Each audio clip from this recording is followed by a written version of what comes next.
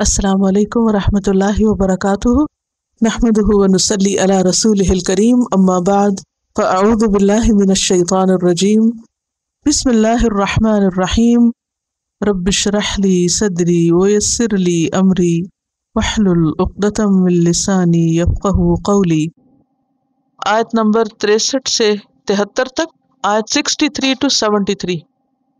وَإِذْ أَخَذْنَا مِيثَاقَكُمْ وَرَفَعْنَا فَوْقَكُمُ الطُّورَ، یاد کرو وہ وقت جب ہم نے تم سے پکا عہد لیا۔ بنی اسرائیل مدینہ میں بھی آباد تھے اور مدینہ کے آس پاس بھی۔ جب قرآن اتر رہا تھا تو اس میں صرف اہل ایمان کے لیے ہی نہیں، اہل کتاب کے لیے بھی یاد دہانی تھی۔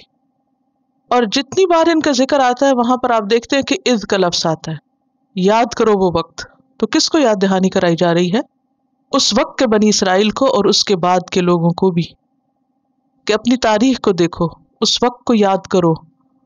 کیوں؟ تاکہ وہ بات جو ان کے آباء و اجداد سے کہی گئی تھی اسے یہ بھی یاد کریں، جس پر انہیں عمل کرنے کے لیے کہا گیا اس پر یہ بھی عمل کریں۔ وَإِذْ أَخَذْنَا مِيثَاقَكُمْ، جب لیا ہم نے تم سے پکا وعدہ۔ کس بات کا وعدہ؟ تورات پر عمل کرنے کا وعدہ۔ کب لیا گیا؟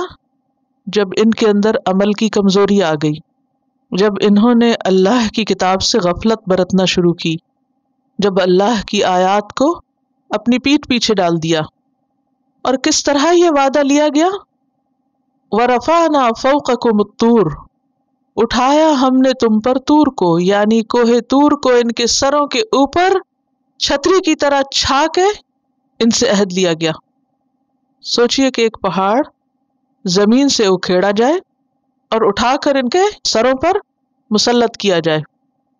سورۃ الاعراف 171 میں آتا ہے وَإِذْ نَتَقْنَا الْجَبَلَ فَوْقَهُمْ كَأَنَّهُ ظُلَّةٌ، اور جب ہم نے ان کے اوپر پہاڑ اٹھا کر چھتری کی طرح چھا دیا، ظلہ یعنی پورا سائبان جیسے ہوتا نا، جیسے آپ سمجھے کہ چھت کی طرح لیکن بغیر دیواروں کے۔ امیجن کرے تھوڑی دیر کے لیے کہ آپ کسی میدان میں کھڑے ہیں اور یکا یک ایک پہاڑ اپنی جگہ سے اٹھتا ہے اور آپ کے سر پہ آ کے معلق ہو جاتا ہے۔ اس وقت کہا گیا خذوا ما آتیناکم بقوۃ، پکڑ لو، لے لو جو بھی ہم نے تم کو دیا ہے، تورات میں سے جو بھی تمہارے پاس ہے اسے قوت یعنی مضبوطی سے پکڑو۔ مضبوطی سے پکڑنے سے مراد صرف ہاتھوں کے ساتھ مضبوط زور سے پکڑنا نہیں کہ پوری طاقت لگا کے کسی چیز کو پکڑ لیا جائے۔ کتاب حصی طور پر بھی احتیاط کے ساتھ مضبوطی کے ساتھ پکڑی جاتی ہے اور اس کے ساتھ ساتھ معنوی طور پر بھی، عملی طور پر بھی، اور یہاں اسی کی طرف اشارہ ہے۔ یعنی اس کے اندر جو احکامات ہے، جو کچھ اس میں کہا گیا ہے اس کو پوری طرح لے لو، اس کے احکام کے معاملے میں غفلت نہ برتو، سستی نہ برتو، اس کو چھوڑ نہ دو، اس کو بھلا نہ دو، ایک طرف نہ رکھ دو، طاقوں میں نہ سجا دو۔ وہ جیسے ماہر القادری کی ایک نظم آپ سب نے سن رکھی ہوگی جس میں وہ قرآن کا شکوہ لکھتے ہیں، طاقوں میں سجایا جاتا ہوں، یعنی میری قدر و قیمت اور عظمت کیا رہ گئی کہ بس مجھے اونچی جگہوں پر سجا کے رکھ دیا گیا۔ اور اب حقیقت یہی ہے کہ ہم نے بھی اپنی کتاب کے ساتھ کیا کیا ہے، خوبصورت کیلیگرافی کے ساتھ اس کو ڈیکوریشن پیس بنا لیا گیا ہے، یا یہ کہ اس کو بہت عزت، ادب، تقدس، احترام کے ساتھ بہت سنبھال کے رکھ دیا گیا اور کھولنے کی نوبت کم ہی آتی ہے۔ تو یہاں کیا کہا جا رہا ہے؟ پکڑو اس کو قوت کے ساتھ، اور صرف پکڑ ہی نہ لو بلکہ وَاذْكُرُوا مَا فِيهِ، یاد رکھو اس کو جو بھی اس میں ہے۔ کسی بھی چیز کو یاد رکھنے کا طریقہ کیا ہے؟ بار بار پڑھنا، بار بار دہرانا، دیکھتے رہنا۔ یعنی اس کتاب کو زبان سے بھی اور عمل کے ساتھ دہراتے رہو، یعنی تمہاری زندگی اس کتاب کے ساتھ گزرنی چاہیے۔ کیوں ضروری ہے یہ؟ لعلکم تتقون، تاکہ تمہارے اندر تقوی پیدا ہو۔ پیچھے آپ پڑھ چکے ہیں کہ جب تمام انسانوں کو اللہ کی عبادت کا حکم دیا گیا، یا ایھا الناس اعبدوا ربکم، اے لوگو اپنے رب کی عبادت کرو، تو وجہ کیا بتائے گی کہ عبادت کیوں کرو؟ لعلکم تتقون، تاکہ تمہارے اندر تقوی آئے، خدا کا ڈر آئے، خدا کے احکامات کی اطاعت کا طریقہ آئے اور اس کی نافرمانی سے بچ سکو. یہی تقویٰ ہوتا ہے نا، اللہ کی اطاعت کرنا اور نافرمانی سے بچنا، تاکہ انسان آخرت کی مصیبت سے بچ سکے. لعلکم تتقون. اسی طرح قرآن مجید میں جہاں روزوں کی فرضیت کا ذکر آتا ہے، یا ایھا الذین آمنوا کتب علیکم الصیام کما کتب علی الذین من قبلکم لعلکم تتقون. تو عبادت کا مقصود کیا ہے؟ تقویٰ پیدا ہو. اس آیت سے کئی ایک باتیں ہمیں پتہ چلتی ہیں. نمبر ایک یہ کہ اس میں بنی اسرائیل سے پکا وعدہ لیا گیا کتاب کو پڑھنے کا اور اس پر عمل کرنے کا. نمبر دو کہ وہ وعدہ محض زبانی وعدہ نہیں تھا، بلکہ عملی طور پر پہاڑ کو ان کے سر پہ مسلط کر کے وعدہ لیا گیا کہ مانتے ہو کہ نہیں، ورنہ یہ پہاڑ تمہارے سروں پہ گرے گا آ کے. یہاں یہ بات بھی پتہ چلتی ہے کہ اللہ سبحانہ وتعالی ہر چیز پر قادر ہے.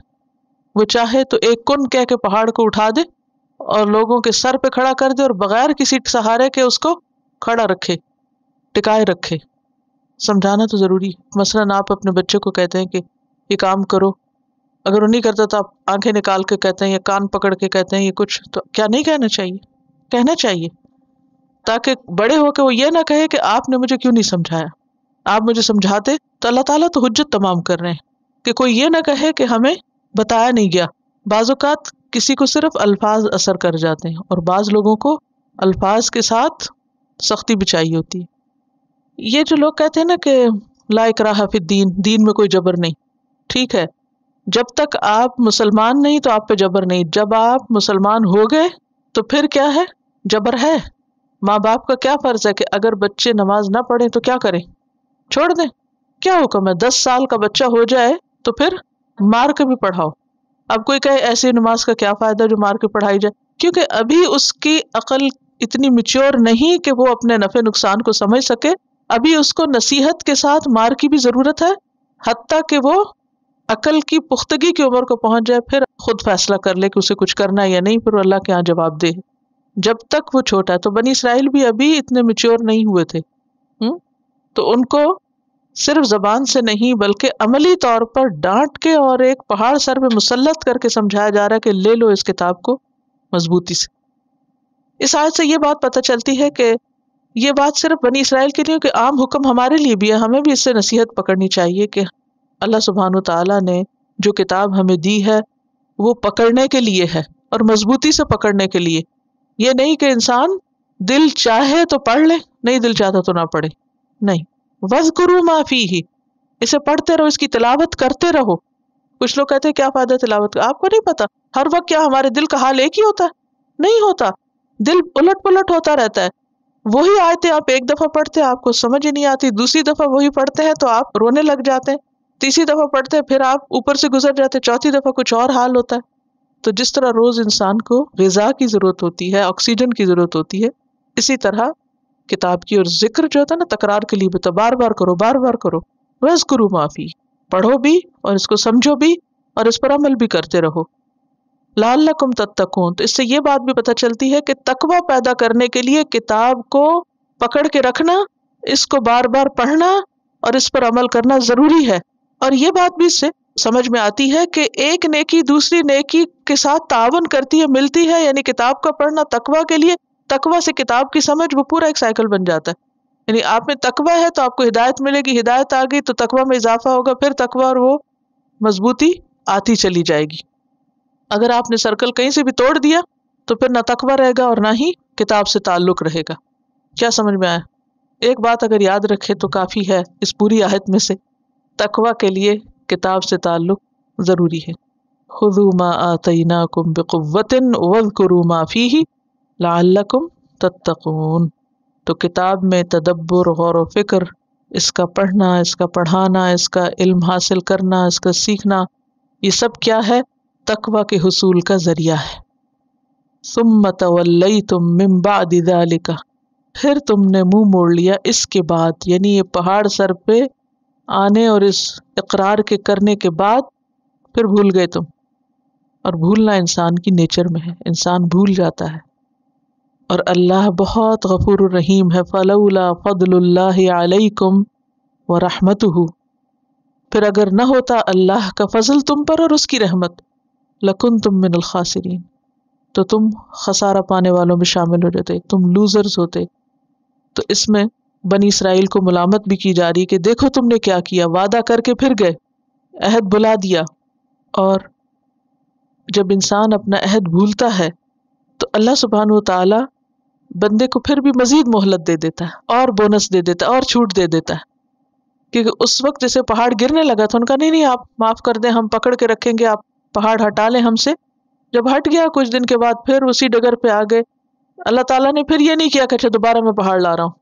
اللہ نے ان کو زندگی جتنی بھی ان کی تھی وہ گزارنے کا وقت اور مہلت دی، اور ان میں سے کچھ لوگوں نے توبہ بھی کی ہوگی۔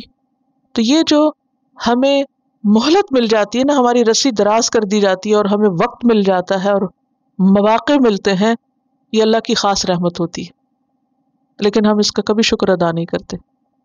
کتنی مرتبہ ہم بہت سے حادثوں سے نکل جاتے ہیں، ہمیں بار بار اللہ تعالیٰ چانس دے دیتے ہیں، ہم ایک چیز لیتے ہیں پھر چھوڑ دیتے ہیں، پھر بھول جاتے ہیں۔ تو یہ سب اس کا فضل ہے، اس میں ہمارا کوئی کمال نہیں۔ اگر آج ہم اس مجلس میں بیٹھے ہوئے ہیں تو یہ سب اس کا فضل ہے۔ تو اس اللہ کے فضل اور رحمت پر بھی ہمیں شکر گزار ہوتے رہنا چاہیے۔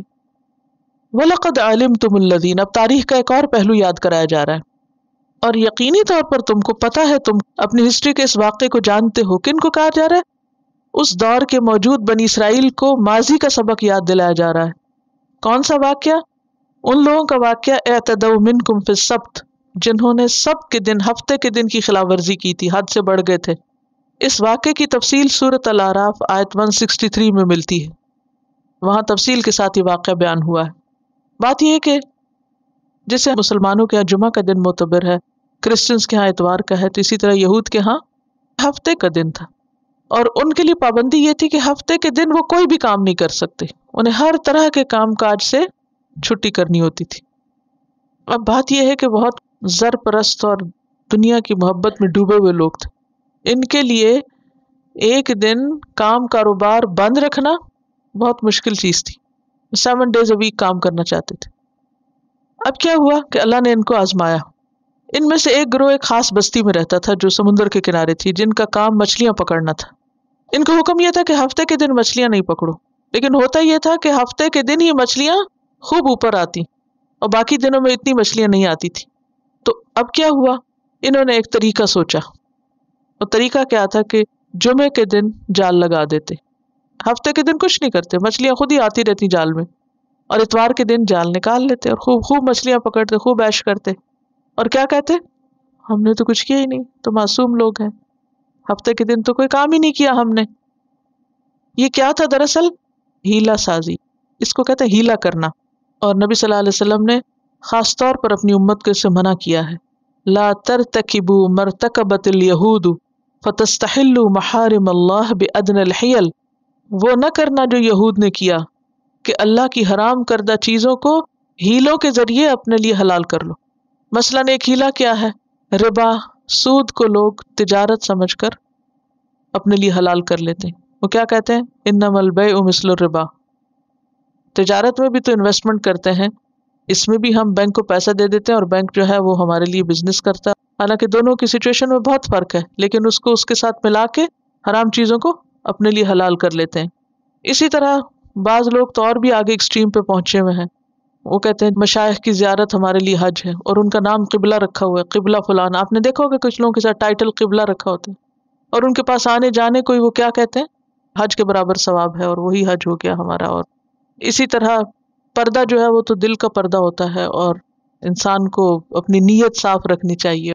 تو بہت سے احکام جو اللہ کے واضح احکامات ہیں، ان کو ہیلوں کے ذریعے اور ایسی چال بازیوں کے ذریعے لوگوں نے اپنے لیے جائز قرار دے دیے۔ اور بات یہ ہے کہ یہ انسان کے نفس کا شر ہوتا ہے، جب وہ کوئی غلط کام کرنا چاہتا ہے تو اپنے آپ کو 100 بہانے دے کر حرام کو حلال کر لیتا ہے۔ بہرحال انہوں نے کیا کیا کہ ہفتے کے دن خوب مچھلیاں پکڑی۔ نتیجہ کیا نکلا؟ فَقُلْنَا لَهُمْ كُونُوا قِرَدَةً خَاسِئِينَ، ہم نے کہا ذلیل بندر بن جاؤ۔ اللہ نے ان کی شکلیں مسخ کر دی، ان کو بندروں کی طرح بنا دیا۔ ایسا کیوں ہوا؟ کیونکہ انہوں نے اللہ کے حکم میں تبدیلی کی تھی، ہیلے کے ذریعے حرام کو حلال کیا تھا، تو اللہ نے بھی ان کو انسان کی بجائے بندر بنا دیا۔ کہا جاتا ہے کہ ان کا جو عقل اور شعور تھا وہ انسانوں جیسا تھا، ایک دوسرے کی شکلیں بھی پہچانتے تھے، لیکن ان کا جو آؤٹ لک تھا وہ سارا بندروں کی طرح ہو گیا۔ اس آیت سے کئی ایک باتیں ہمیں پتہ چلتی ہیں۔ پہلی بات تو یہ کہ نبی صلی اللہ علیہ وسلم کے عہد میں جو یہود تھے ان کو ان کی تاریخ یاد کرائی جا رہی تاکہ وہ نصیحت پکڑیں اور ایسا آئندہ کوئی کام نہ کرے جو ان کے آباء و اجداد نے کیا۔ دوسرا یہ کہ ہیلہ سازی کی حرمت بیان کی جا رہی ہے، کیونکہ ہیلے میں اللہ کی نافرمانی کے ساتھ دھوکہ بھی شامل ہوتا ہے۔ انسان دوسرے کو دھوکہ دے رہا ہوتا ہے کہ میں ایسا نہیں کر رہا، حالانکہ وہ کر رہا ہوتا ہے، پریٹینڈ کر رہا ہوتا ہے۔ پھر یہ بات بھی پتہ چلتی ہے کہ اگر کوئی شخص عملی طور پہ خدا کے حکم کی نافرمانی کر رہا ہے لیکن تعویلوں سے ظاہر کر رہا ہے کہ وہ اللہ ہی کی بات مان رہا ہے، تو یہ گمراہی کی ایک قسم ہے۔ کیا کہ اللہ کا حکم نہ ماننا لیکن اپنی تعویلوں اور باتوں اور اپنی چرب زبانی سے ثابت کرنا کہ میں ہی سب سے بڑا عبادت گزار ہوں اور میں ہی فرما بردار ہوں، تو یہ چیز سخت ناپسندیدہ ہے۔ اگر کوئی غلطی کر رہا ہے انسان اور وہ کہ میں غلط ہوں، آئی ایم رانگ، تو یہ قصور کم ہے، لیکن غلطی کر کے جسٹیفیکیشن دینا اور غلطی کو سچائی ثابت کرنا یہ انتہائی ناپسندیدہ چیز ہے، کیونکہ اصلاح ہو ہی نہیں سکتی نا۔ یہ وہ لوگ ہوتے ہیں جن کی عقل مسخ ہو چکی ہوتی ہے۔ ویسے دیکھنے میں تو اپنے آپ کو بڑا سمارٹ سمجھتے ہیں کہ ہم بہت اوور انٹیلیجنٹ ہیں اور بہت سمارٹ ہیں، لیکن یہ عقل مندی نہیں ہوتی۔ عقل مندی کیا ہے کہ انسان اللہ کی بات کو ویسا ہی لے جیسا اس نے کہا ہے۔ کچھ لوگ ایسے ہوتے ہیں نا کہ آیات کا کچھ سے کچھ مفہوم بنا دیتے ہیں اپنی خواہشات پوری کرنے کے لیے، اور سمجھتے ہیں کہ ہم بہت سمجھدار ہیں۔ حالانکہ سمجھداری کیا ہے کہ جو اللہ تعالیٰ فرما رہے ہیں اس کو ایز اٹ از لیا جائے، اپنی مرضی سے اس میں تبدیلی نہ کی جائے، ورنہ کیا نتیجہ نکل سکتا ہے کہ انسان اللہ کی نظروں میں ذلیل و خوار ہو کر رہ جاتا ہے۔ صرف یہ نہیں کہا کہ بندر بن جاؤ، ساتھ ہی کیا کہا؟ ذلیل بندر بنو۔ آپ دیکھیے تھوڑی دیر کے لیے بعض اوقات ایسا ہوتا ہے نا کہ کسی حادثے کے نتیجے میں، جلنے کے نتیجے میں، کسی وجہ سے انسان کی شکل میں تبدیلی آ جاتی ہے۔ ایسا ہو جاتا ہے بعض اوقات، کوئی کٹ لگ جاتا ہے، کوئی ایکسیڈنٹ ہو جاتا ہے، خدا نخواستہ کوئی آنکھ ضائع ہو جاتی ہے، تو اس کے بعد لوگ کیا محسوس کرتے ہیں؟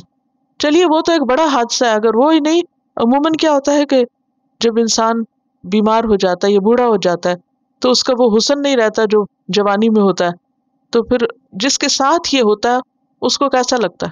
ذرا حقیقت کی سطح پہ اتر کے دیکھیں کہ اگر خدا نخواستہ کسی کے منہ پہ کوئی چیز نکل آئی ہے، چھپتا ہی نہیں، کبھی کپڑے سے چھپاتے ہیں، بعض اوقات کسی کے بال اتر جاتے ہیں تو کیا کرتے ہیں؟ یہ کہتے ہیں کہ کل ان کے ہاتھ سے انک ان کے منہ پہ لگ گئی تو 2-3 لوگوں نے ان کو اشارے سے کہا کہ انک لگی ہوئی ہے، تو کہتی ہے کہ میں باقاعدہ منہ کو چھپا کے واش روم تک گئی۔ یہی ری ایکشن ہوتا ہے نا کہ جب پتہ چلے کہ منہ پہ وہ ہو گیا ہے جو اچھا نہیں لگ رہا تو انسان فوراً چہرہ چھپاتا ہے۔ جو مجرم لوگ ہوتے ہیں آپ نے دیکھا ہوگا فوراً اپنا منہ چھپا رہے ہوتے ہیں کیونکہ ان کے اوپر ذلت کا پردہ آتا ہے۔ تو خود سوچیں کہ جب ان کے شکلیں بگڑ کر بندر بنی ہوں گی تو ان کے لیے کتنی ذلت اور رسوائی کی بات ہوگی۔ آپ نے بعض اوقات دیکھا ہوگا کہ فوٹو شاپ کے ذریعے لوگ لیڈرز کی شکلیں بگاڑ کے کچھ سے کچھ بنا کے ان کو پیش کرتے رہتے ہیں، اور بعض لوگ تو اپنی بھی بگاڑ رہے ہوتے ہیں۔ حالانکہ یہ خلق میں تبدیلی ہے، اللہ کے سوا کسی کو حق نہیں کہ وہ خواہ وہ تصویر کے ذریعے ہی کچھ اس طرح کے بگاڑ پیدا کرے۔ آج کل بچے اس کو بڑا کول سمجھتے ہیں کہ ہم اپنی شکل کو الٹا سیدھا بنا کے بہت ذہین ہے اور بہت ہم کو ٹرکس آتے ہیں، کیا سے کیا کر سکتے ہیں، لیکن یہ کوئی عقل مندی کی بات نہیں۔ تو انہیں کہا گیا کہ ذلیل بندر بن جاؤ، اور اس سے پتہ یہ چلتا ہے کہ اس طرح کے شکل کا بگاڑ انسان کے لیے ذلت اور رسوائی کا سبب بھی ہے۔ بعض اوقات آپ نے دیکھا ہوگا کہ جو لوگ بہت غلط کام کرنے والے ہوتے ہیں ان کے چہروں پہ ایک خاص قسم کی کرختگی سی آ جاتی ہے، کیونکہ چہرے دل کے عکاس ہوتے ہیں۔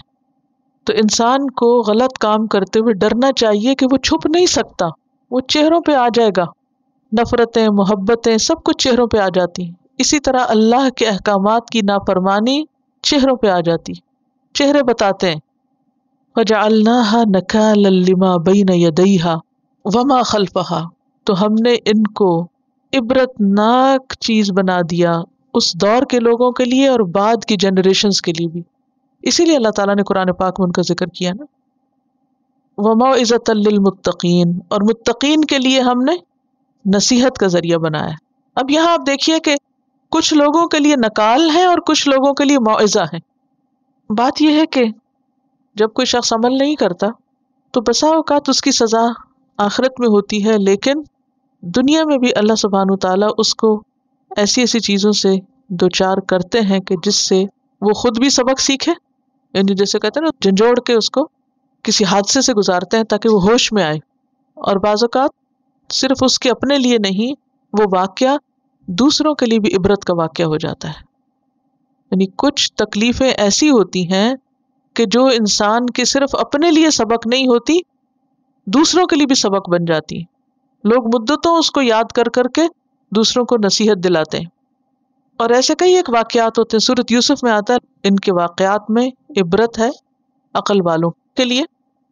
ہر کہانی کا ایک مورل ہوتا ہے نا. عام طور پہ کیا کہتے ہیں، ایک سٹوری بیان کی جاتی ہے، پھر کہتے ہیں what's the moral in this story. اسی طرح اس کہانی میں بھی کیا ہے، عبرت ہے کہ ہم اس سے سبق سیکھیں. اور یہ عبرت جو ہے یہ عوام الناس کے لیے ہوتی ہے. عوام الناس کا ریئیکشن کیا ہوتا ہے؟ جیسے ٹیلی ویژن پہ کوئی خبر آتی ہے کہ فلاں جگہ پر یہ ہو گیا.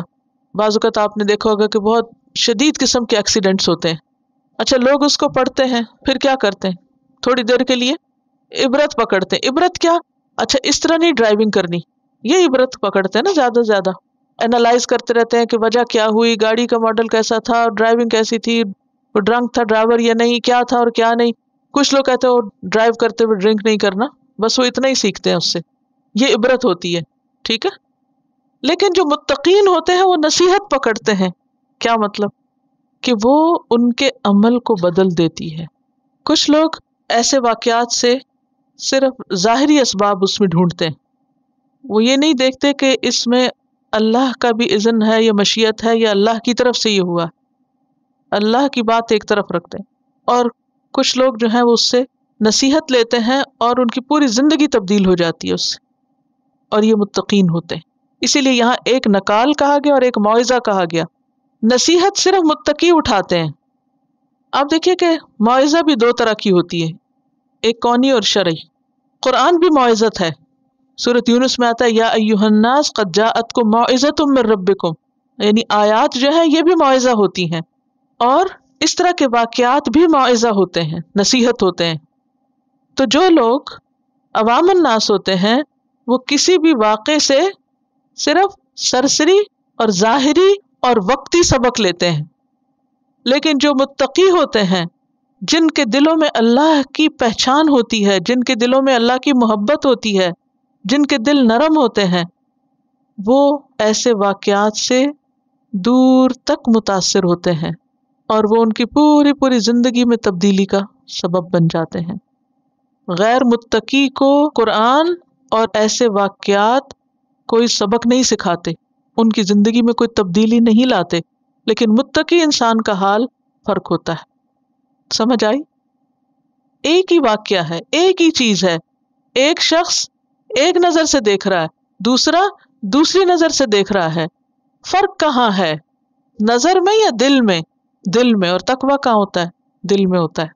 میٹھا پانی ایک شخص کو میٹھا لگتا ہے، دوسرے کو کسالا لگتا ہے، کڑوا لگتا ہے. فرق کہاں ہے؟ ٹیسٹ میں. پانی تو میٹھا ہی ہے. اگر کسی واقعے سے ہمارا دل نہ لرزے، قرآن کی آیتوں سے ہم سبق نہ سیکھیں، ہمارے دل کے اندر نہ اتریں، تو فکر کرنی چاہیے نا کس بات کی؟ کہ تقویٰ نہیں ہے، اللہ کا خوف نہیں ہے. یہ ہو نہیں سکتا کہ دل نرم ہو، اللہ کا خوف ہو، اور پھر انسان قرآن پڑھے اور اس کی آنکھوں سے آنسو نہ بہے. ایک ہی قرآن ہوتا ہے. کچھ لوگ سنتے ہیں تو ان کی آنکھوں سے آنسو جاری ہو جاتے ہیں، اور کچھ لوگ سنتے ہیں اور ان کو سمجھ نہیں آتی کہ کہا کیا گیا ہے. اسی لیے دعا مانگتے نا، اعوذ بک من قلب لا یخشع. اللہ میں ایسے دل سے پناہ چاہتی ہوں کہ جو ڈرے نہ، دبے نہ، عاجزی نہ اختیار کرے. اب ایک اور واقعہ ہے، اور وہ واقعہ کیا ہے؟ بنی اسرائیل کا ایک شخص مارا گیا. قاتل کا کچھ پتہ نہیں چلتا تھا. صحیح احادیث میں کوئی پتہ نہیں چلتا کہ وجہ کیا تھی مارے جانے کی، کس نے مارا، کیا ہوا. بہرحال یہ پتہ چلتا کہ مارا گیا. وَإِذْ قَتَلْتُمْ نَفْسًا. جب قاتل کا پتہ نہ چلا تو عام طور پہ ایسا ہوتا نا کہ جب مجرم کا پتہ نہ چلے تو لوگ ایک دوسرے کو بلیم کرنے لگتے، کس نے کیا، کس نے کیا، کس نے کیا. ایک قبیلہ دوسرا پہلے کو بلیم کر رہا تھا. تو اللہ تعالیٰ نے اس معاملے کا حل بتایا کہ تم ایک گائے ذبح کرو اور گائے کا ایک حصہ مقتول کے جسم پہ مارو اور اس سے معاملہ پتہ چل جائے گا۔ یہ حکم سنتے ہی بنی اسرائیل چونک اٹھے، گائے ذبح کرے؟ اب ہوا کیا، اس کی تفصیل آپ دیکھیے۔ وَإِذْ قَالَ مُوسَىٰ لِقَوْمِهِ، جب موسیٰ نے اپنی قوم سے کہا، بنی اسرائیل سے، ان اللہ یأمرکم، کہ اللہ تم کو یقینی طور پہ حکم دیتا ہے، ان تذبحوا بقرہ، کہ گائے ذبح کرو۔ بنی اسرائیل فرعونیوں کے ساتھ رہ کر گائے کی محبت میں مبتلا ہو چکے، کیونکہ وہ گائے کی پوجا کرتے تھے۔ بہت سی مشرک قوموں میں گائے کی پوجا ہوتی، وہ بھی گائے کی پوجا کرتے تھے۔ تو ان سے کہا گیا کہ تم گائے ذبح کرو۔ گائے کی محبت کی وجہ سے بچڑے کو معبود بنا بیٹھے تھے نا، یہ پیچھے آپ نے دیکھا، تو اس محبت کو دل سے نکالنا تھا کہ اس کو ذبح کرو۔ قالوا اتتخذنا ہزوا، کہنے لگے تو ہمیں نشانہ مذاق بناتا ہے، ہم سے کہہ رہے گائے ذبح کرو، یہ کیسے ہو سکتا ہے؟ حالانکہ پیغمبر کسی کا مذاق نہیں اڑایا کرتے، اور خاص طور پر اللہ کے احکامات سنانے میں کبھی بھی مذاق کا طریقہ اختیار نہیں کر سکتے۔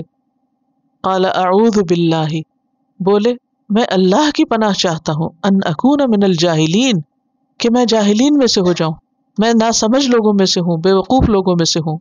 تو اس آیت سے یہ پتہ چلتا ہے کہ اللہ کے حکم کی تعظیم ضروری ہے، اور اللہ کے حکم کی تعظیم کیا ہے کہ جب اللہ کی آیات پڑھی جائیں تو اس وقت سنجیدگی اختیار کی جائے، اللہ کی آیات سناتے وقت ایک خاص وقار قائم رکھا جائے، اللہ کی آیات کو مذاق نہ بنایا جائے۔ بعض لوگ ان کو لطیفوں میں استعمال کرنے لگتے ہیں، یا غیر سنجیدہ باتیں کرتے ہیں قرآن کے بارے میں، یا غیر موضوع جگہ پر ان کو کوٹ کرتے ہیں جس سے لوگ ہنسنا شروع کر دیں، تو یہ جاہلین کا کام ہوتا ہے، اور پیغمبر ایسا نہیں کیا کرتے۔ ایک اور بات یہ پتہ چلتی ہے کہ موسیٰ علیہ السلام کس طرح لوگوں کے الزام کا جواب دیتے ہیں۔ وہ کہتے ہیں اتتخذنا ہزوا، تو یہ جواب میں لڑائی نہیں شروع کر دیتے۔ ان کا کتنا خوبصورت انداز، اعوذ باللہ ان اکون من الجاہلین، یہ نہیں کہا کہ میں مذاق نہیں اڑا رہا یا اسے مذاق نہ سمجھو، کیا کہا؟ بہت باوقار انداز ہے، اعوذ باللہ ان اکون من الجاہلین، کہ میں جاہلوں میں سے نہیں ہوں، یعنی میں جو کہہ رہا ہوں وہ سنجیدہ ہے اور حق بات ہے، اور یہ اللہ کا حکم ہے، حیل و حجت مت کرو، جو کہا جا رہا ہے کرو۔ اب بنی اسرائیل کا رویہ آگے دیکھیے، پیغمبر اتنی سنجیدگی سے بات کر رہا ہے، وہ کہہ رہا قالوا ادع لنا ربک یبین لنا ما ہی، اپنے رب سے جا کے دعا کرو، وہ ہمیں اچھی طرح واضح کرے کہ گائے کیسی ہو۔ پیچھے بھی آپ پڑھ چکے ہیں کہ کس طرح تکبر کا انداز ہے، اور بے رخی کا، اور بے وفائی کا، جفا کا انداز، جاؤ تم اپنے رب سے دعا کرو۔ واٹ از دس؟ قال انہ یقول، اب دیکھیے کہ موسیٰ علیہ السلام کی دعائیں قبول ہوتی تھی۔ موسیٰ علیہ السلام جاتے ہیں اپنے رب سے بات کرتے ہیں، اللہ تعالیٰ ان کی بات سنتے ہیں اور جواب دیتے ہیں، فوری طور پہ جواب آتا ہے، انہ یقول انہا بقرۃ، اللہ تعالیٰ بتاتے ہیں کہ وہ ایک گائے ہے، لا فارد، نہ بوڑھی ہے، ولا بکر، اور نہ جوان، عوان بین ذالک، درمیانی عمر کی گائے ہے۔ جواب مل گیا۔ موسیٰ علیہ السلام اپنی قوم سے پھر کہتے ہیں فَافْعَلُوا مَا تُؤْمَرُونَ، اے میری قوم کر گزرو جو تمہیں کرنا چاہیے، جو حکم ملا ہے اسے پورا کرو۔ تو اس آیت سے کیا پتہ چلتا ہے؟ ایک تو بنی اسرائیل کی سرکشی، تکبر، اللہ اور رسول کا احترام نہ ہونا، اور پھر جواب ملنے پر بھی مطمئن نہ ہونا۔ اور یہ بھی پتہ چلتا ہے کہ موسیٰ علیہ السلام کی دعائیں قبول ہوتی تھی، اور موسیٰ علیہ السلام اللہ کے بہت پیارے پیغمبر تھے، جو اس بات میں حیا بھی محسوس کرتے تھے کہ بار بار اللہ کے پاس جا کر قوم کی حجت بازی سامنے رکھے، لیکن مجبور ہوتے تھے ان کے ہاتھوں، اور وہ ان کی بات مانتے نہیں تھے۔ یہ جو بات ہے نا فَافْعَلُوا مَا تُؤْمَرُونَ، یہ صرف ان کے لیے نہیں، ہم سب کے لیے ہے۔ کیا ہے؟ پڑھیے اس کو ذرا، فَافْعَلُوا مَا تُؤْمَرُونَ، کرو جو کرنے کا حکم ملا ہے، کر ڈالو، حجت بازی نہیں، سمعنا وَأَطَعْنَا، ہم نے سنا، ہم نے مان لیا، فَافْعَلُوا مَا تُؤْمَرُونَ، مقصد پہ نظر رکھو، اور نیکی کے بارے میں دیر نہیں کرنی چاہیے انسان کو کبھی۔ ہمیں کیا حکم ملا ہے؟ قرآن مجید میں آتا ہے سارعوا الی مغفرۃ، جلدی سے دوڑو مغفرت کی طرف، والسابقون السابقون ففروا الی اللہ، دوڑو اللہ کی طرف۔ ایک اور جگہ پر آتا ہے وفی ذلک فلیتنافس المتنافسون، مقابلہ بازی کرنے والوں کو ان چیزوں میں مقابلہ کرنا چاہیے کہ ایک دوسرے سے آگے بڑھ کے اللہ کی بات ماننی چاہیے، نہ کہ حجت بازی کر کے انسان ٹالے۔ یہ منافقین کی صفت ہوتی ہے، وَإِذَا قَامُوا إِلَى الصَّلَاةِ قَامُوا كُسَالَىٰ، کہ جب نماز کا وقت آتا ہے تو سستی کر کے، ٹال مٹول کر کے ادھر ادھر ہوتے ہیں۔ لیکن اہل ایمان کیا ہوتے ہیں؟ فَفَعَلُوا مَا تُؤْمَرُونَ قَالُوا ادْعُ لَنَا رَبَّكَ يُبَيِّن لَنَا مَا لَوْنُهَا. کہاں باز آنے والے، کہاں ٹلنے والے، حجت باز. پھر کہنے لگے اچھا ذرا ہمیں یہ تو بتائیں کہ اس کا رنگ کیسا ہو. قَالَ إِنَّهُ يَقُولُ إِنَّهَا بَقَرَةٌ صَفْرَاء. موسیٰ علیہ السلام پوچھ کر پھر آتے ہیں، پھر بتاتے ہیں. اللہ تعالیٰ فرماتے ہیں کہ یہ زرد رنگ کی گائے ہے. فَاقِعٌ لَوْنُهَا، خوب چمکیلا رنگ ہے اس کا. تسر الناظرین، دیکھنے والوں کو خوش کرتی ہے، یعنی جو دیکھے خوش ہو جائے.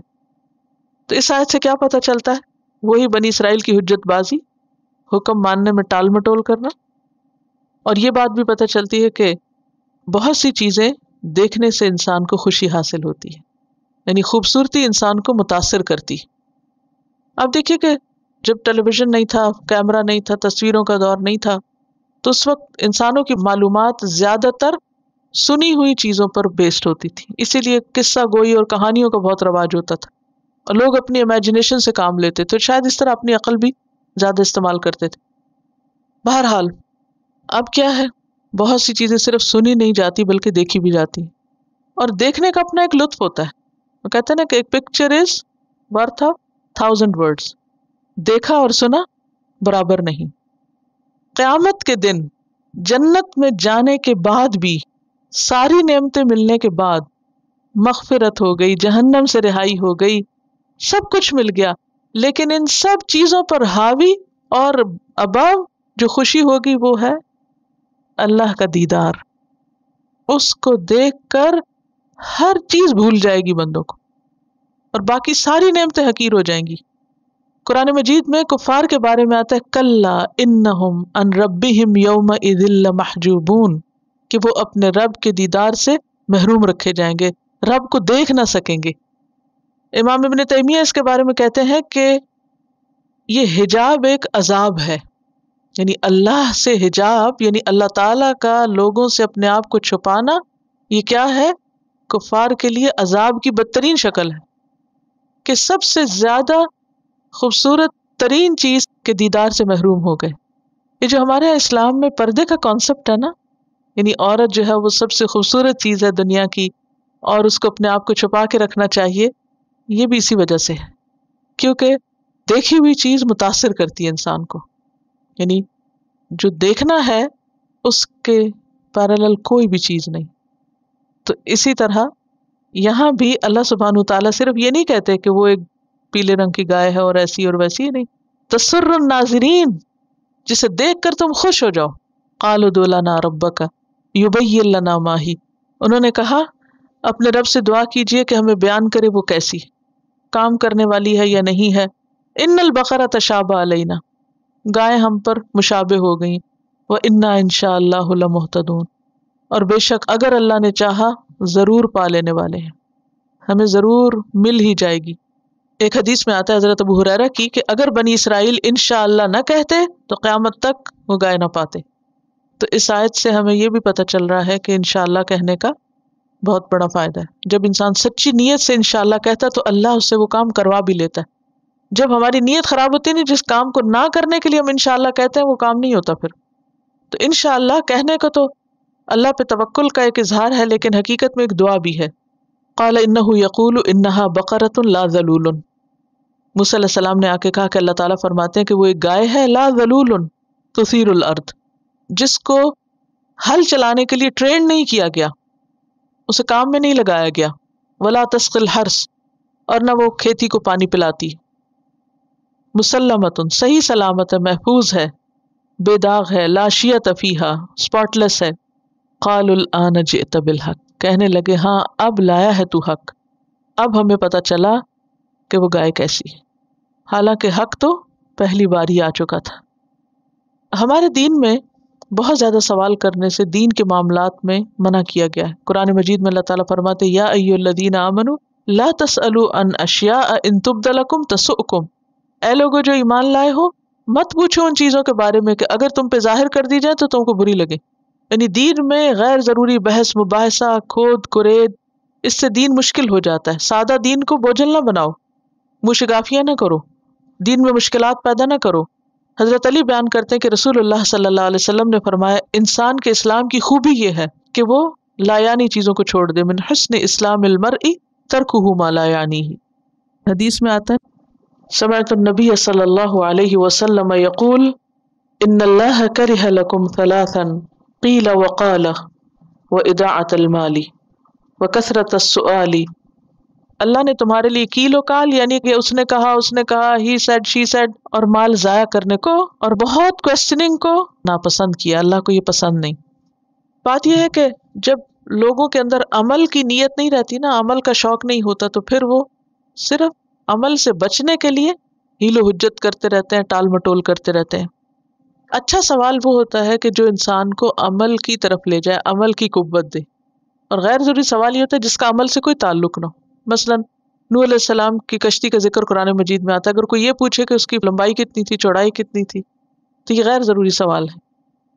تو جس حد تک اللہ سبحانہ وتعالیٰ نے بہت سی چیزوں کی معلومات ہمیں دی، ہمارے لیے وہی کافی ہے. اس سے زیادہ ہمارے پاس ذریعہ ہی کوئی نہیں، کوئی غیب کا علم نہیں. ہاں اگر کوئی نظر آ جائے تو اس کی الگ بات ہے. فذبحوها، پھر انہوں نے اس کو ذبح کر ہی ڈالا. وما کادوا یفعلون، اور وہ قریب نہ تھا کہ ایسا کرتے، وہ کرنے والے تھے نہیں.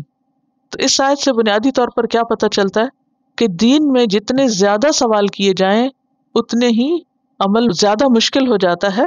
لہٰذا ضروری ہے کہ انسان جتنی بات پتہ چلے اتنی کو لے لے اور عمل کر لے. اب وہ واقعہ بتایا جا رہا ہے جس کی وجہ سے گائے ذبح کرنے کا حکم دیا گیا تھا. وَإِذْ قَتَلْتُمْ نَفْسًا، جب تم نے ایک جان کو قتل کیا. فَادَّارَأْتُمْ فِيهَا، پھر تم اس میں ایک دوسرے کو بلیم کرنے لگے. وَاللَّهُ مُخْرِجٌ مَا كُنْتُمْ تَكْتُمُونَ، اور اللہ نکالنے والا تھا جو تم چھپا رہے تھے. اس آیت سے یہ بات پتہ چلتی ہے کہ انسان اگر برے کام چھپ کے بھی کرتا ہے تو اللہ اس کو ظاہر کر دیتا ہے. اب دیکھیے کہ ہم جو کچھ بھی کرتے ہیں وہ ہمارے ہی اندر ریکارڈ ہو رہا ہے. جو ہمارا دل ہے نا، یہ ہارڈ ڈسک کی طرح ہے. جیسے کمپیوٹر ہوتا ہے نا، تو آپ کچھ بھی ٹائپ کریں تو کہاں سیو ہو جاتا ہے؟ ہارڈ ڈسک میں سیو ہو جاتا ہے. اب آپ اس کی فائلز بنا لیتے ہیں، جس کو کلک کرتے ہیں کھل جاتی. اور لوگوں سے چھپانے کے لیے آپ ان کو کوڈ کر دیتے ہیں کہ کوئی ہماری فائل نہ کھولے. لیکن اللہ کے لیے ڈی کوڈ کرنا کچھ بھی مشکل نہیں. تو اس آیت سے بہت بڑا سبق یہ ملتا ہے کہ انسان غلط کام نہ کرے، خواہ چھپ کر ہی کیوں نہ، کیونکہ واللہ مخرج ما کنتم تکتمون، اللہ نکال کے رکھے گا جو بھی تم چھپاتے. اور قیامت کے دن یوم تبلی السرائر، سارے راز کھول کے بیان کر دیے جائیں گے، سامنے لے آئے جائیں گے. لا تخفى منکم خافیہ، کوئی چھپی ہوئی چیز چھپی نہ رہے گی. اور اس دن کی ذلت اور رسوائی انسان کے لیے کیا ہے کہ چھپی ہوئی چیزیں سامنے آ جائیں. یہ اللہ کا خاص کرم ہے کہ انسان کے عیبوں پر پردہ ڈال دے. فَقُلْنَا اضْرِبُوهُ بِبَعْضِهَا، ہم نے کہا اس کا بعض حصہ اس پہ مارو. كَذَلِكَ يُحْيِي اللَّهُ الْمَوْتَى، اللہ اسی طرح مردوں کو زندہ کر دے گا. یعنی جیسے اس مقتول کو زندہ کر دیا گیا، کیونکہ کہا جاتا ہے جو ہی وہ گائے کا ٹکڑا مارا، مقتول اٹھ بیٹھا اور اس نے اپنے قاتل کا نام بتا دیا. اس واقعے سے اللہ تعالیٰ سبق سکھانا چاہتے تھے بنی اسرائیل کو کہ تمہارا جو آخرت پر ایمان کمزور ہو چکا ہے، تو اس واقعے سے سبق سیکھو. قیامت کے دن اللہ تم کو اسی طرح اٹھا دے گا. وَيُرِيكُمْ آيَاتِهِ، اور وہ دکھاتا ہے تم کو اپنی نشانیاں. لَعَلَّكُمْ تَعْقِلُونَ، تاکہ تم عقل سے کام لو، تم سمجھو، بات کی حقیقت کو پاؤ، غور کرو. تو اس گائے کے واقعے سے بہت سے سبق ملتے ہیں، جن میں سے ایک تو یہ ہے کہ انسان کو اللہ کا حکم سیدھا سیدھا مان لینا چاہیے، دین میں بہت حجت بازی نہیں کرنی چاہیے. ایک اور بات یہ ہے کہ اس میں دوسری زندگی کا ثبوت بھی ملتا ہے. وہ سمجھ رہے تھے کہ گائے کو ذبح کرنا، جو ان کا معبود ہے خدا نخواستہ وہ اس کو ذبح کر دے تو اس سے مقتول کا قاتل پتہ چل جائے گا. تو اللہ نے اپنی نشانی دکھا دی کہ تم سمجھتے تھے کہ گائے کو ذبح کر کے مصیبت آئے گی، معبود کے ساتھ بدسلوکی کی ذبح کی شکل میں تو کوئی شامت آ جائے گی. دیکھو اللہ نے تمہارا ایک بہت بڑا مسئلہ جس کی وجہ سے مزید قتل ہو جاتے، قاتل کا پتہ نہ ہونے کی وجہ سے بہت سا فساد ہو جاتا، اس سے تمہیں نکال لیا. یعنی گائے کا ذبح ہونا مقتول کے زندہ ہونے کا سبب بن گیا. ایک اور بات یہ ہے کہ انسان کو ہمیشہ مقصد پر نظر رکھنی چاہیے کہ جس مقصد کے لیے جو حکم دیا جا رہا ہے اس کو انسان پورا کرے اور ادھر ادھر کی فالتو باتوں سے بچے، فوکسڈ رہے. اور سب سے بڑا سبق یہ کہ قیامت کے دن اللہ ہم سب کو دوبارہ زندہ کرنے والا ہے اور ایک ایک چیز کھول کے بیان کر دے گا جو بھی کسی نے کی. تو اللہ تعالی ہم سب کو اس دن کی رسوائی سے بچائے. وآخر دعوانا ان الحمد للہ رب العالمین. سبحانک اللہم وبحمدک نشہد ان لا الہ الا انت نستغفرک ونتوب الیک. السلام علیکم ورحمۃ اللہ وبرکاتہ.